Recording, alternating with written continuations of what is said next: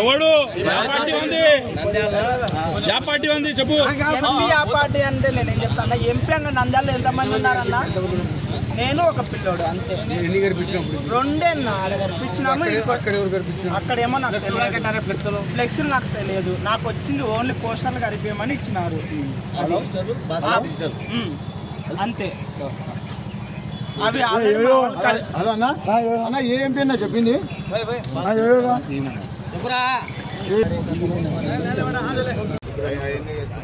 వద్దులే సరే, రేపు యాక్షన్ తీసుకుంటారు. తీసుకోకపోతే మనకు తెలియదు కదా. అదే సార్ ఇప్పుడు తెచ్చాము.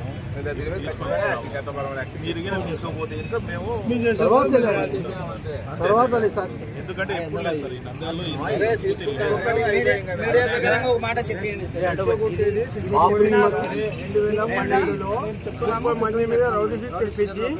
కమ్యూనల్ రౌడీ షీట్ తెరిపించి రెచ్చగొట్టేది మత విద్వేషాలు శిల్పమోహన్ రెడ్డి గారు. ఈ పోస్టర్లు వచ్చాయి, టీడీపీ వాళ్ళు ఏది చెప్పాలి?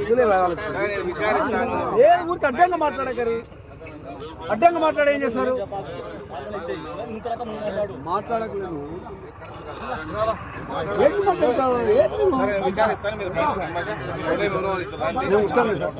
ఖచ్చితంగా మీరు, ఎందుకంటే ఎక్కువ కాకముందే మీరు యాక్షన్ రిక్వెస్ట్ సార్ తెలుసు మా అదే పనిగా వచ్చినా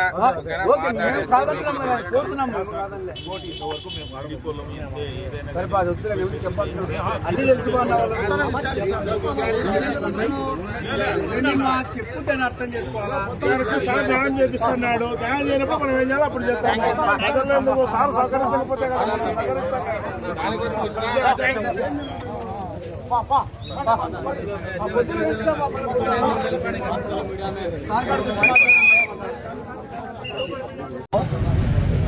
వైఎస్ఆర్ నాయకులు ఎంపీ కానీ ఎమ్మెల్యే కానీ నంద్యాల యొక్క ముస్లిం హిందువులకు గలాట పెట్టడానికి ఒక చిన్న ప్రయత్నం చేయడం జరిగింది. అదేంటంటే వాల్ పోస్టర్లు వేసి ఫ్లెక్సీలు కట్టు త్రూఅవుట్ టౌన్ అంతా కట్టినారు. ఏమని? బీజేపీ, తెలుగుదేశం, జనసేన ముగ్గురు కలిసి దోచుకొని తింటున్నారు, అరాచకాలు చేస్తున్నారు.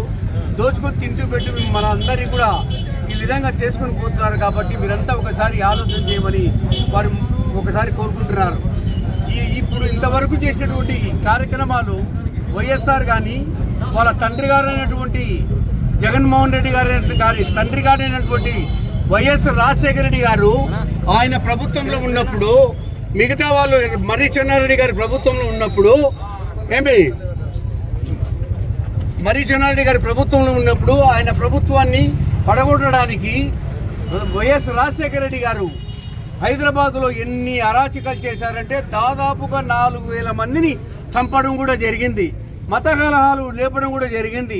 ముస్లిమ్స్ ఏరియాలలో ఆడవాళ్ళ చనుబొమ్మలు కూడా కోసి కారంపొడి చల్లి వారి తండ్రి అరాచకాలు సృష్టించడం కూడా జరిగి మళ్ళీ అధికారం చేసుకోవడానికి కూడా ప్రయత్నం చేస్తున్న వ్యక్తి ఈ వాళ్ళు. కాబట్టి ఇటువంటి చిన్న చిన్న దానిలకు మీరు చేసేకుంటే పనికిరాదు. ఎందుకంటే నిన్న ఆళ్ళగడ్డలో బ్రహ్మాండమైన మీటింగ్ జరిగింది. పబ్లిక్ విపరీతంగా రావడం కూడా జరిగింది. మన చంద్రబాబు నాయుడు గారి యొక్క ఆశయాలకు ఆయన ముఖ్యమంత్రి కావడానికి ప్రజలంతా ముందుకొస్తున్నారు. అదేవిధంగా నంద్యాలలో శ్రీ ఫరూక్ గారిని గెలిపించడానికి నిన్న దాదాపుగా 200 వెహికల్స్తో పోవడం కూడా జరిగింది. నంద్యాల చరిత్రలో ఇంతవరకు ఏ వెహికల్ కూడా ఇన్ని వెహికల్ ఎక్కడ కూడా పోలేదు. నంద్యాలలో కూడా ఈరోజు నిన్న పోవడం కూడా జరిగింది. ఇవన్నీ వాళ్ళకు కడుపులో మంటలు లేచినాయి వైఎస్ఆర్ నాయకులకు, ఆ ఎమ్మెల్యే గారికి, ఎంపీ గారికి. కాబట్టి ఇవన్నీ ప్రజలు దృష్టిలో పెట్టుకోవాలా. ఇటువంటి అరాచకాలు సృష్టించి ఇవన్నీ ఈ ఫ్లెక్సీలు వేసినంత మాత్రాన మీ యొక్క ఆశయాలు నెరవేరవు. ఈ ఆశయాలు మీరు నెరవేరడానికి మేమంతా ఎదుర్కోవడానికి మేము మీకు ఇంటి మీద వచ్చి కొట్టడానికి కూడా మేము సిద్ధంగా ఉన్నాం. కాబట్టి సోదరులారా, ముస్లిం సోదరులు తక్కువ అంచనా వేయొద్దు, హిందువులను తక్కువ అంచనా వేయొద్దు. అదేవిధంగా నిన్న ఎమ్మెల్యే గారు మన మీటింగ్లో పాకిస్తాన్ ఇండియా మీద పోటీ జరుగుతుందంటాడు. ఏంటి పాకిస్తాన్ అంటే? నంద్యాల ముస్లింకు టికెట్ ఇచ్చినారని పాకిస్తాన్ అంటున్నావా? మీరు ఇండియా అని అనుకుంటున్నారా? ఈ విధంగా మీరు మాట్లాడుకుంటూ పోతే ఏ మతగాలు కలపడానికి ఇంతకంటే మీకు అవకాశాలు లేవా? కాబట్టి సోదరులారా, ముస్లిం హిందూ సోదరులందరూ మీరంతా ఇటువంటి విషయాలన్నీ గమనించి ఇటువంటి వాటిలందరినీ బయటికి తోలడానికి మీరంతా కంకణం కట్టుకోవాలని నేను కోరుకుంటున్నాను. ఎనలేని సంస్కృతి ఈ వైసీపీ నాయకులు సృష్టిస్తున్నారు.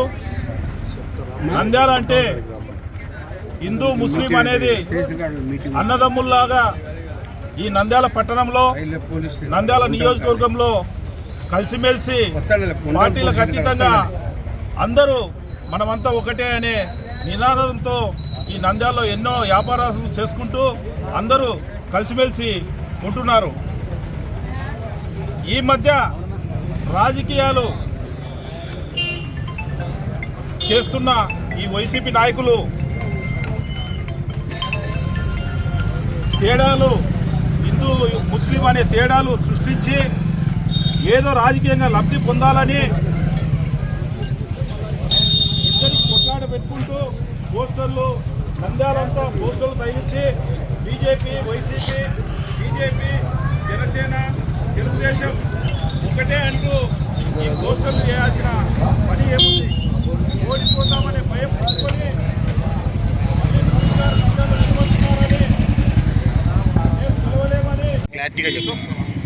ఈరోజు కొంతమంది ఇక్కడ గాంధీ చౌక్లో అయితేనేమి, బస్ స్టాండ్లో అయితేనేమి, శ్రీనివాస నగర్లో, సంజీవనగర్ గేట్ దగ్గర, ఓల్డ్ టౌన్లో మొత్తము ఫ్లెక్సీలు కట్టి పోస్టర్లు అంటిస్తున్నారు. మేము వచ్చి చూస్తే దాంట్లో తెలుగుదేశం పార్టీకి సంబంధించిన సింబలు, బీజేపీకి చెందిన సింబలు మరియు జనసేనకు సంబంధించిన సింబలు, ఈ 3 పార్టీలు కలిసి ఏదో అన్యాయం చేస్తుందని, అక్రమాలు చేస్తుందని ఈ పోస్టర్లు కానీ ఫ్లెక్సీలు కానీ పెట్టి నంద్యాలలో పీస్ఫుల్గా ఉన్న నంద్యాలను, శాంతియుతంగా నంద్యాలను కొంతమంది దొంగలు ఈ దొంగతనంగా ఫ్లెక్సీలు కట్టి పోస్టర్లు కట్టి మత కలహాలు రెచ్చగొట్టాలని చూస్తున్నారు. అటువంటి వాళ్లకు ఖబర్దారని మేము ఈ సందర్భంగా తెలియజేస్తున్నాము. నంద్యాలలో ముస్లిమ్స్, హిందువులు అందరూ కలిసి అన్నాదమ్ములు, మా క్రిస్టియన్లు అందరూ కలిసి అన్నాదమ్ములు, సోదరుల మాదిరి ఉన్నారు. ఈ దొంగతనంగా వచ్చి రాత్రిల పూట ఈ పోస్టర్లు అంటే మీరు ఏం చేయాలనుకుంటున్నారు? నంద్యాలను మీకు రాజకీయం చేయాలనుకుంటే, మీకు దమ్ము ధైర్యం ఉంటే రాజకీయంగా ఎదుర్కోండి. కానీ ఇటువంటి తప్పుడు పనులు చేయడము, తప్పుడు కూతలు రాయడము ఇది పద్ధతి కాదు. మీరు రాజకీయంగా నిలబడాలంటే ఎలక్షన్లో నిలబడండి, పోటీ చేయండి, ప్రజలు నిర్ణయిస్తారు. ఈ దొంగతనంగా, ఈ దొంగ బుద్ధులు మానుకోండి మీరన్నీ. ఇవి ఎప్పుడే కానీ ఇది మంచిది కాదు. నంద్యాలలో శాంతియుతంగా ప్రశాంతంగా ఉంది. నంద్యాలలో ముస్లిమ్స్, హిందూ సోదరులు, క్రిస్టియన్ సోదరులు, అన్ని కులాల మతాల వాళ్ళు అన్నదమ్ముల మాదిరిగా ఉన్నారు. ఇటువంటి దాంట్లకు మీరు మీ రాజకీయాల కోసం వాడుకొని నంద్యాలను నాశనం చేయొద్దండి దయచేసి. ఇప్పుడు కూడా మీరు మానుకోకుంటే మీరు చాలా ఎదుర్కోవాల్సి వస్తుంది. నంద్యాల ప్రజలు తీవ్ర పరిణామాలు ఉంటాయి. రేపు మా పార్టీ అధిష్టానం కూడా మేము ఈ విషయాలు, ఈ పోస్టర్లు, ఈ బ్యానర్లు పంపిస్తున్నాము. పార్టీ అధిష్టానం మేరకు రేపు తీసుకోబోయే నిర్ణయానికి ఫారూక్ గారు, తెలుగుదేశం నాయకులు అందరితో కలిసి చర్చించి దీని మీద మేము నిర్ణయం తీసుకుంటాము. కంప్లైంట్ ఏమని ఇప్పుడు ఎవరైతే పోస్టర్లు అర్పిస్తున్నారో వాళ్ళని తీసుకువచ్చి పోలీస్ స్టేషన్లో అప్పగించినాము. పోలీసు వాళ్ళు ఎంక్వైరీ చేసి వాళ్ళను ఏ దొంగలు పంపించినారో ఆ దొంగలను కూడా పట్టుకొని వస్తారు. ప్రశాంతంగా ఉన్న నంద్యాలను కొంతమంది ఇక్కడ ఉన్న లోకల్ వైఎస్ఆర్ పార్టీ నాయకులు ఇక్కడ మత కళలను సృష్టించి నంద్యాలను చెడగొట్టాలని వాళ్ళ ఉద్దేశంగా కొన్ని పోస్టర్లను, కొన్ని పాంప్లెట్లను, కొన్ని ఫ్లెక్సీలను నంద్యాల పట్టణంలో గడుచున్నగా దాని తెలుగుదేశం పార్టీ తరఫున మేము పోయి అడ్డుకొని దాన్ని తీవ్రంగా ఖండిస్తున్నాం. వారిని ఇప్పుడే ఒంటరిలో పోలీసులు అప్పగించడం జరిగింది. వారిపైన కఠిన చర్యలు తీసుకొని వాళ్ళు ఎవరైతే దీనికి ఎన్నికలు ఎవరు ప్రోత్సాహం ఉందో వారిపైన చర్యలు తీసుకొని వాళ్ళు ఖచ్చితంగా చట్టానికి పట్టేయాలని సభకు తెలపరుస్తున్నాం. ఏదైనా రాజకీయంగా ఓట్ల ద్వారా సమాధానం తెలర్చుకోవాలి కానీ ఇటువంటి దొంగ ఫ్లెక్సులు కట్టి ఏదో పాత ఫ్లెక్సులు తీసుకొచ్చి దొంగ వ్యాపారాలు చేయడము ఇక్కడ లోకల్ రాజకీయ నాయకులకు సబబు కాదని ఈ సభకు తెలుపుతున్నాం. వచ్చే ఎన్నికల్లో ఖచ్చితంగా నువ్వు ఎన్ని చిమ్మిక్కులు చేసినా నీ అధికారాన్ని పడగొడతాం. ఖచ్చితంగా మన సార్ గారిని అది ఎన్నప్పుడు ఫరూక్ సార్ గారిని ఖచ్చితంగా ఎమ్మెల్యే చేసుకుంటామని సభాముఖం తెలుస్తున్నాం. జై తెలుగుదేశం, జై చంద్రబాబు నాయుడు. నంద్యాలలో ఎనలేని సంస్కృతి ఈ వైసీపీ నాయకులు సృష్టిస్తున్నారు. నంద్యాల అంటే హిందూ ముస్లిం అనేది అన్నదమ్ముల్లాగా ఈ నంద్యాల పట్టణంలో, నంద్యాల నియోజకవర్గంలో కలిసిమెలిసి పార్టీలకు అతీతంగా అందరూ మనమంతా ఒకటే అనే నినాదంతో ఈ నంద్యాలలో ఎన్నో వ్యాపారాలు చేసుకుంటూ అందరూ కలిసిమెలిసి ఉంటున్నారు. ఈ మధ్య రాజకీయాలు చేస్తున్న ఈ వైసీపీ నాయకులు తేడాలు, హిందూ ముస్లిం అనే తేడాలు సృష్టించి ఏదో రాజకీయంగా లబ్ధి పొందాలని ఇద్దరికి కొట్లాట పెట్టుకుంటూ పోస్టర్లు, నంద్యాలంతా పోస్టర్లు తగిలిచ్చి బీజేపీ ప్రజలకు ఇలాంటి కొత్త ఏం కాదు. ఈ సుల్భమోహన్ రెడ్డి వర్గం వచ్చిన తర్వాత నంద్యాలలో కులాల పరంగా, మతాల పరంగా బాగా ఇబ్బంది పెడుతున్నాడు. కాబట్టి మీరందరూ సంయమనం పాటించండి. ఎవరు ఇట్లాంటివి చేయొద్దండి. వైసీపీ వాళ్ళే ఓటేసినారు, సిఎన్ఐ కానీ ఎన్ఆర్సీపీ కానీ అన్నిటికీ వాళ్ళు ఓటేసి వాళ్ళు మద్దతు తెలిపినారు. కానీ పార్లమెంటులో టీడీపీ కానీ జనసేన కానీ ఇంకా వేరేవి ఏవి చేయలేదు. కాబట్టి వాళ్ళు బీజేపీతో కుమ్మక్కైనారు. కానీ మనం టీడీపీ కానీ జనసేన కానీ బీజేపీతో మనం ఆ ఓటు కూడా వేయలేదు. ఎన్ఆర్సీపీ కానీ ఆ సిఎన్ఐ కానీ ఏదైనా కానీ. కాబట్టి వాళ్ళు తప్పు చేసి మన మీద దొబ్బడానికి ఫరూక్ సార్ మళ్ళీ వస్తే మనకు నెక్స్ట్ ఓడిపోవడమే గ్యారంటీ అనే ఉద్దేశంతో వాళ్ళు చేస్తున్నారు. కానీ నంద్యాలలో ఎటువంటి పరిస్థితులలో ప్రతి సందులో ముస్లిమ్స్ ఉన్నారు, హిందువులు ఉన్నారు, అందరూ బాయిగా ఉన్నారు. మీరు మీ రాజకీయ పబ్బం గడపటం కోసం చిచ్చు పెట్టద్దండి. ఒకరోజు ఒక వర్గం మీ సైడ్ వస్తుంది, ఒక వర్గం మీ సైడ్ యూత్ సైడ్ వస్తుంది. అన్ని చోట్ల ముస్లిమ్స్ ఉన్నారు, అన్ని చోట్ల హిందువులు ఉన్నారు. కాబట్టి అది గుర్తుంచుకొని ఇలాంటి చీప్ ట్రిక్స్ ప్లే చేయకోకుండా రాజ్యాంగపరంగా మనకు ఎన్నికలు వచ్చినాయి. 2024లో మనం మార్చిలో ఎన్నికలు రాబోతున్నాయి. ఆ ఎన్నికల్లో మీ సత్తా ఏందో చూపించండి. మీరు చేసిన ప్రోగ్రామ్స్, మీరు చేసిన పనులను బట్టి ఓటు అడుక్కోవాలి. కానీ ఇట్లా చీప్ ట్రిక్స్ ప్లే చేయకూడదు. ఈ చీప్ ట్రిక్స్ ప్లే చేసిన వాళ్ళను ప్లే చేసిన ప్రత్యక్షంగా పరోక్షంగా ఉన్న వాళ్ళను ఖచ్చితంగా శిక్షించాలని చెప్పేసి తెలుగుదేశం పార్టీ తరఫున మేము గట్టిగా కోరుకుంటున్నాము.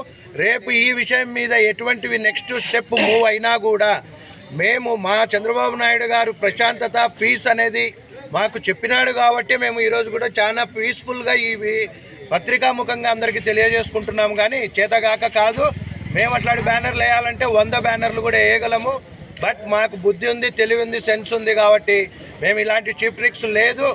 మాకు ప్రజాబలం రోజు రోజుకు పెరుగుతుంది. కాబట్టి దాన్ని చూసి ఓర్వలేక నిన్న ఆలగడలో జరిగిన మీటింగు నంద్యాల ప్రజలే ఎక్కువ వచ్చినారు అనే ఒక అక్కసుతో కోపం వచ్చేసి ఇది ఎట్లన్నా కానీ హిందువులు ముస్లిమ్స్లోనే 2 వర్గాలను చేయాలనేది వాళ్ళ ప్లాను.